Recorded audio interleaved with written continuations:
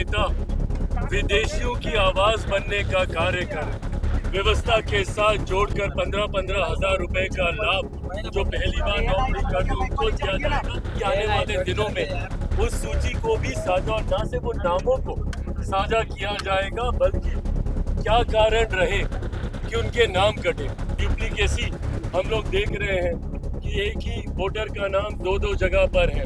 Supreme court ने भी इस बारे में निर्देशित किया है और मुझे लगता है जल्द चुनाव आयोग के करेंगे। भाई ये प्रक्रिया इसीलिए तो की गई है ना कि अगर डुप्लीकेसी ऑफ वोट किसी का है, इसीलिए इस प्रक्रिया को अपनाया गया है कि उसको रिफाइन किया जाए। इस बात का जवाब राहुल गांधी, नेता प्रतिपक्ष लोकसभा और नेता प्रतिपक्ष बिहार विधानसभा, इस बात का जवाब दें। अगर वो इसका जवाब दे देंगे, मैं स्वयं केंद्र सरकार से आग्रह करूंगा कि सदन में इसको लेकर बहस शुरू कराई जाए। नमस्कार, हमारा नाम है समरीन और आपने देखना शुरू कर दिया है लाइव सिटीज। देखिए आज 15 अगस्त है और आज पूरा देश धूमधाम के साथ स्वतंत्रता दिवस मना रहा है। देखिए लगातार आपको लाइव सिटीज अपडेट कर रहा है।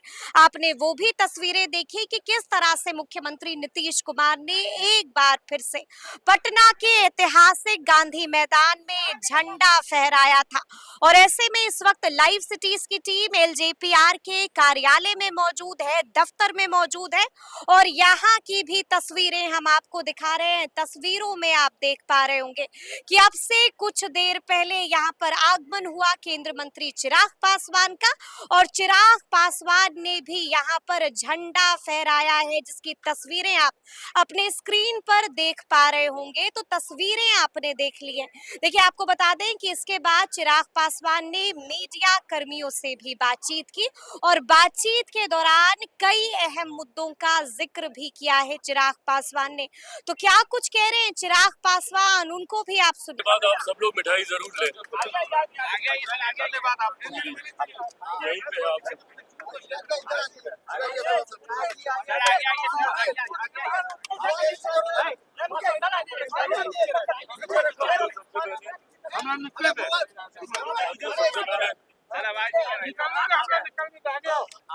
सबसे पहले स्वतंत्रता दिवस की सभी देशवासियों को ढेर सारी बधाई, ढेर सारी शुभकामनाएं।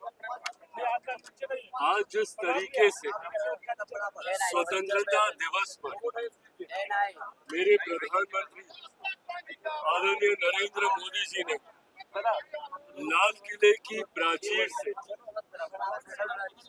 जिस आत्मविश्वास से भरा हुआ संबोधन देश की जनता को प्रस्तुत करने का उन्होंने कार्य किया, यकीनन उनके इस संबोधन में हर एक देशवासी में एक नई ऊर्जा का संचालन किया। आज प्रधानमंत्री जी के संबोधन में जितने भी ज्वलंत विषय हर एक के ऊपर उन्होंने विस्तृत तौर में भारत के पक्ष को रखने का कार्य किया। भले वो ऑपरेशन सिंदूर को लेकर हो या जिस तरीके से विदेश नीति को लेकर, टैरिफ को लेकर, जिस तरीके से देश में ही कुछ विपक्ष के नेता विदेशियों की आवाज बनने का कार्य करें, उस पर भी प्रधानमंत्री जी ने पूरी स्पष्टता के साथ भारत के पक्ष को रखने का कार्य किया। उनका ये आह्वान कि अब समय आ गया है कि पूर्णतः स्वदेशी को अपनाया जाए, वोकल फॉर लोकल होने की जरूरत है। आने वाले दिनों में जब हम लोग विकसित भारत की कल्पना करते हैं, उसकी नींव आत्मनिर्भरता से शुरू होगी। हर क्षेत्र में भारत को आत्मनिर्भर होना होगा। उदाहरण देकर उन्होंने बताया कि ऑपरेशन सिंदूर संभव ही तभी हुआ जब हम लोग उस क्षेत्र में आत्मनिर्भर हुए, नहीं तो किसी दूसरे के ऊपर अगर हम लोग निर्भर रहते तो इतने बड़े ऑपरेशन को हम लोग अंजाम नहीं दे पाते। आज प्रधानमंत्री जी का संबोधन एक विकसित भारत के नींव की ओर भारत को मजबूती देने वाला संबोधन था, जो कि पूरे आत्मविश्वास और ऊर्जा से भरा हुआ। मैं ये मानता हूँ कि आने वाले दिनों में भारत न सिर्फ अर्थव्यवस्था की दृष्टि से, क्योंकि कई विपक्ष के नेता हैं जो विदेश की आवाज बनकर भारत की अर्थव्यवस्था को एक डेड इकोनॉमी बताने का कार्य कर रहे हैं। सोचिए एक ऐसा देश जो कि दुनिया की चौथी सबसे बड़ी अर्थव्यवस्था है, तीसरी सबसे बड़ी अर्थव्यवस्था बनने की दहलीज पर है, उसको अपने ही विपक्ष के लोग, अपने ही देश के लोग विदेशियों की आवाज बनकर डेड इकोनॉमी जब बताने का कार्य करते हैं, उनको भी आज प्रधानमंत्री जी ने लाल किले की प्राचीर से मुंह तोड़ जवाब देने का कार्य किया। मैं ये मानता हूं कि आने वाले दिनों में इस अमृत काल में जब हम लोग विकसित भारत के लक्ष्य की ओर हम लोग अग्रसर हो रहे हैं, उसमें आज प्रधानमंत्री जी के दिए हुए मंत्र, जिसमें उन्होंने कई खूबसूरत घोषणाओं का जिक्र किया। जीएसटी को लेकर एक बड़ी आबादी है जो चिंतित रहती है, जीएसटी का भी रिव्यू होगा, ये खुशखबरी भी उन्होंने दी। उन युवाओं को जो पहली बार रोजगार में जाते, उनको कैसे व्यवस्था के साथ जोड़कर 15-15 हजार रुपए का लाभ जो पहली बार नौकरी कर रहे उनको दिया जाएगा। इन तमाम विषयों का जिक्र प्रधानमंत्री जी ने लाल किले की प्राचीर से दिया। मैं प्रधानमंत्री जी के संबोधन का स्वागत करते हुए अपनी तरफ से, अपनी पार्टी की तरफ से एक बार फिर से तमाम देशवासियों को स्वतंत्रता की दिवस की ढेर सारी बधाई देता हूँ। आज के दिन जरूरी है उनके बलिदान को भी याद रखना, जिन्होंने आजादी की लड़ाई में अपना सर्वोच्च निछावर करने का काम किया। उन शहीदों को, उन बलिदानियों को, जिन्होंने देश को आजादी दिलाने के लिए अपना घर परिवार सब भूलकर उन्होंने अपना सर्वोच्च हमारे देश के लिए समर्पित करने का काम किया। आज मैं उन शहीदों को नमन करता हूँ, उनके परिवार वालों को भी मैं याद करता हूँ और एक बार फिर से देशवासियों को स्वतंत्रता दिवस की बधाई अपनी तरफ से, अपनी पार्टी लोक जनशक्ति पार्टी रामविलास की तरफ से देता हूँ। एसआईआर को लेकर कैसे देखते हैं, जो सुप्रीम कोर्ट ने कहा 65 लाख लोगों का नाम जो है सामने करने के लिए, कैसे देखते हैं? विपक्ष कह रहा हमारी जीत है। अरे किस बात की जीत है भैया, ये चुनाव आयोग ने कभी इस बात से इनकार थोड़ी किया है कि वो ये सूची साझा नहीं करेंगे, बल्कि उन्होंने इस बात को लेकर उन्होंने भी अपनी तरफ से इस पक्ष को रखने का कार्य किया है और मैं मानता हूं कि आने वाले दिनों में उस सूची को भी साझा, और न सिर्फ उन नामों को साझा किया जाएगा, बल्कि क्या कारण रहे कि उनके नाम कटे। कई कारण है, या तो किसी की मृत्यु हो गई इस कारण से नाम कटा, या किसी व्यक्ति का पलायन हो गया और वो दूसरे राज्य का जाके वोटर बन गया इस कारण से नाम कटा होगा, या जो डुप्लीकेसी हम लोग देख रहे हैं कि एक ही वोटर का नाम दो जगह पर है, उन नामों में कटौती की गई होगी। कारण जो भी रहे होंगे, उस कारण को मैं मानता हूं जल्द चुनाव आयोग साझा करेगा, ताकि अपील का भी मौका उन लोगों को मिले जिनको इस बात का एहसास है कि संभवतः उनके साथ न्याय नहीं हुआ है, नागरिक होने के बावजूद किसी कारणवश उनका नाम उस सूची से छूट गया है, उसको भी दोबारा से मौका मिले। इसके लिए भी तीन स्तर पर अपील करने का प्रावधान एसआईआर के माध्यम से किया गया है।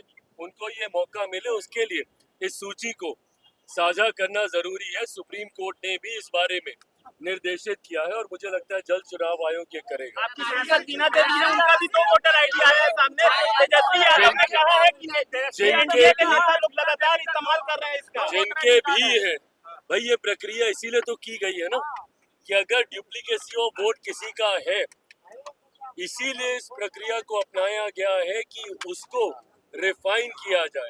पर ऐसे में जब इस प्रक्रिया पे भी विपक्ष सवाल उठाता है और जिस तरीके से भारत की संसद को विपक्ष चलने नहीं देता, ये अपने में चिंता का विषय है। क्या विपक्ष इसमें सिर्फ राजनीति करना चाहता है? क्या विपक्ष ये नहीं जानता कि ये एक स्वतंत्र संवैधानिक संस्था से जुड़ा हुआ विषय है? इसमें भारत सरकार का क्या लेना? आज आप भारत की संसद को नहीं चलने दे रहे।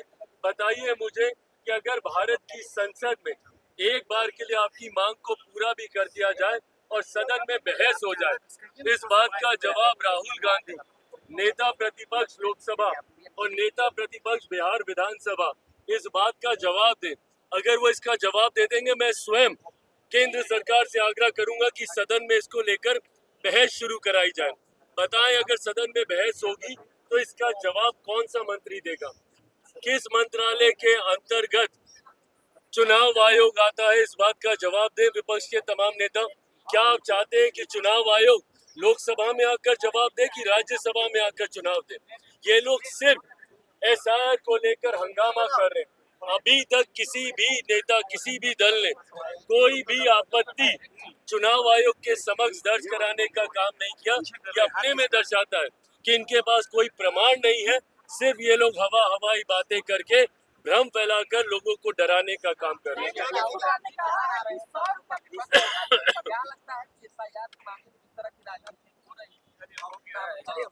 विपक्ष के नेता के तौर पर राहुल जी की एक गंभीर भूमिका है। ऐसे में अपनी भूमिका को की जिम्मेदारी उनको समझनी चाहिए।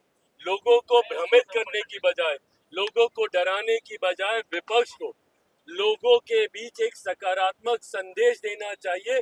जो भी प्रक्रिया लोगों के हित में अपनाई जा रही है, उदाहरण के तौर पर सीए, नागरिकता देने वाले कानून को नागरिकता छीनने वाला कानून बताकर देश भर में आगजनी का माहौल इन लोगों ने बनाने का काम किया। पूछिए विपक्ष से कि सीए की वजह से किस मुसलमान की नागरिकता छीन ली गई।